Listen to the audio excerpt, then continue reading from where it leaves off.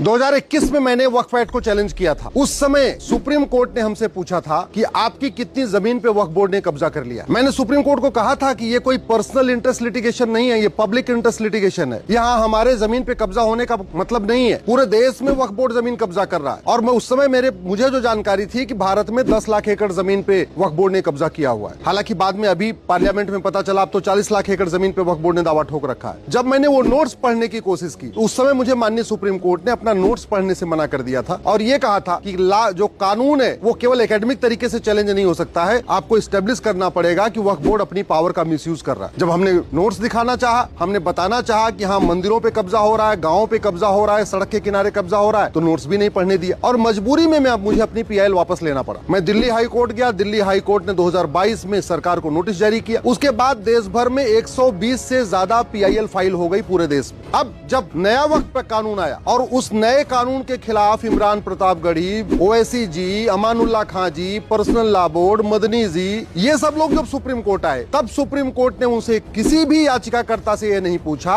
कि आपके पूर्वजों ने कितनी जमीन वक्फ किया है और आपके पूर्वजों ने जो जमीन वक्फ किया है उसमें से कितनी जमीन सरकार ने इस कानून को उपयोग करके वापस ले ली। हमसे पूछ रहे थे कि वक्फ बोर्ड ने आपकी कितनी जमीन पे कब्जा कर लिया। और जब दूसरी तरफ आज ओवैसी जी और बाकी लोग कह रहे हैं कि सरकार सारी जमीन ले लेगी, सरकार सारी जमीन ले लेगी, तब एक भी बार नहीं पूछा कि आप मुझे कोई एक एग्जांपल बताइए कि जहां पे सरकार ने नए कानून का उपयोग करके कोई भी वक्फ प्रॉपर्टी वापस लिया हो। और धड़ाधड़ सुनवाई शुरू हो गई। एक भी याचिकाकर्ता से ये नहीं कहा कि आप हाई कोर्ट जाओ, क्योंकि 120 याचिकाएं पूरे देश में पेंडिंग पड़ी हुई हैं। इसलिए मुझे कई बार लगता है कि कहीं न कहीं हम लोगों के साथ सुप्रीम कोर्ट के अंदर सौतेला व्यवहार किया जाता है।